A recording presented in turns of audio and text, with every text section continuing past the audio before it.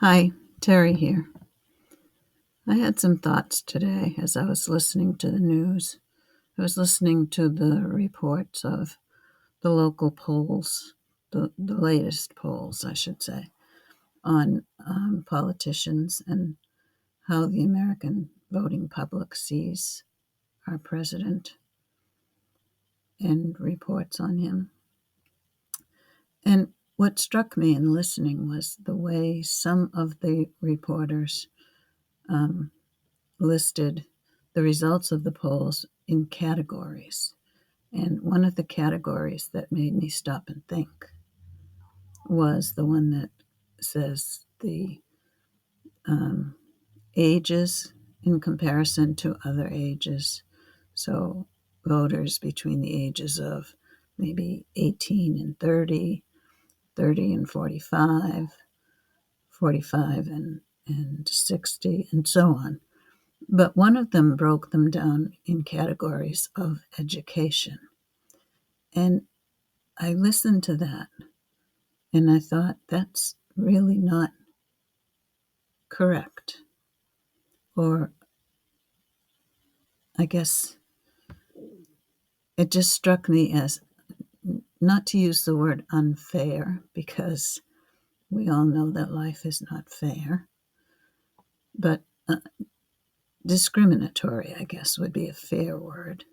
It talked about people who had college degrees, higher degrees, no college degrees, and gave results within those categories, which got me to thinking.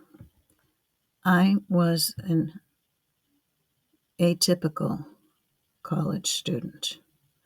I had no intentions in high school of ever going to college.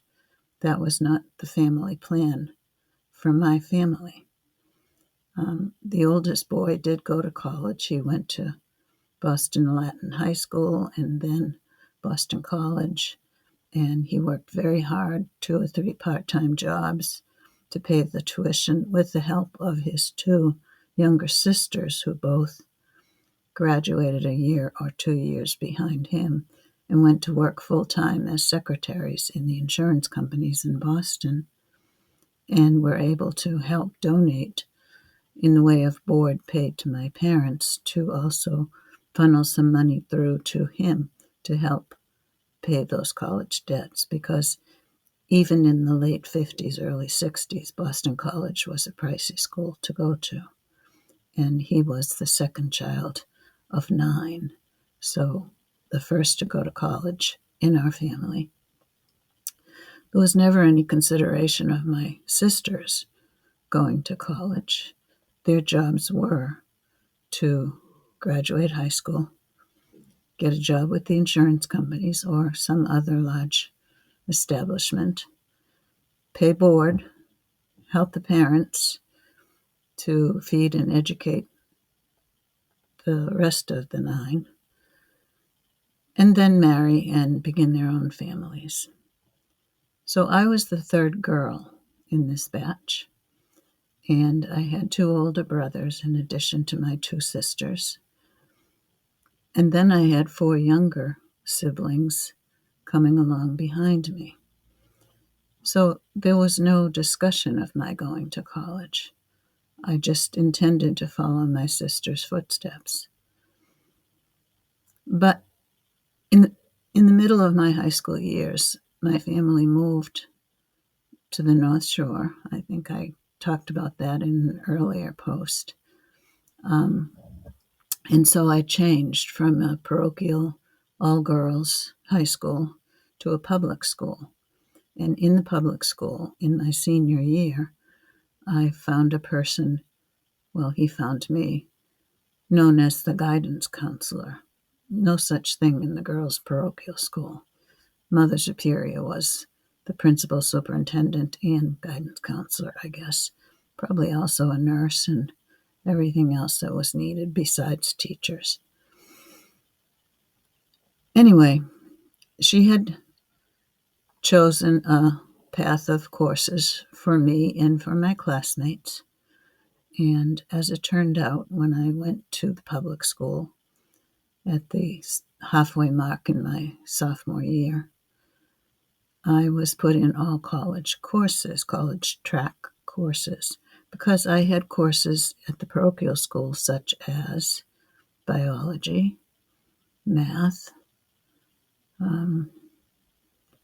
social studies, religion, geography and history, French and Latin, and no art and no music that I remember. So when I went to the public school and sat with the principal that wintry day, he looked at my transcript and he said, "You don't have time for all of these courses. You don't have that many hours in a day." And I just smiled. And I said, "Well, that's what my course load was." And he said, "All right, well, we'll get you into most of these." And so I kept Latin and French. I kept biology. I kept math. I kept history, but I couldn't keep geography. And again, there was no art or music, but I hadn't left any of that, so that didn't seem important at the time. Well, halfway through my senior year, the guidance counselor came and found me, and the end result of that was I wound up going to college, to a community college, for 2 years. And I accepted that, and my parents accepted that, but the cost of it was going to be on me because there was no money for me to go to college. And the sister who followed me in the line of succession in my family did exactly what my older sisters did. She had moved to the public school and was in junior high, not high school. And so she still had a chance to pick her courses, and she chose business courses. And so she was skilled for clerical work when she graduated from high school, unlike me, who had no clerical skills at all and was slated to go to college by the nuns. And so the guidance counselor helped me get there. So, fine. So that means I went on from the 2-year degree later, after my daughter went on to full-time school. I went back to college to get the next 2 years because I couldn't do much with just a 2-year degree. And I needed to get the second half of that, the third and fourth year, in order to be a teacher, because I still didn't have any clerical skills. But I worked all of that out in an earlier post, if you want to go back and read about that.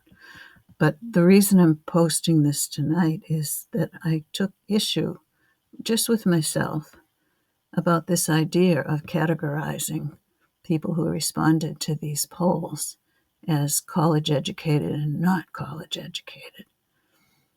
And it was if each reporter had their own take on it and their own delivery, but I kept getting the sense that being not college educated was somehow looked at as making you think differently than college education people. And truth be told, all of us who went to college do not all think the same. And all of us who did not go to college, for whatever circumstance or reason, they do not all think the same either. So I think it's a particularly discriminating way to categorize poll results. And I hope at some point I'll be able to contact someone somewhere in the great network out there in the internet and ask them to think about that. Give that some thought. Why do they split people into those categories? Because it's really not fair. My older sisters had no opportunity to even think about going to college. They knew what they were doing after high school. The nuns knew what they were doing after high school.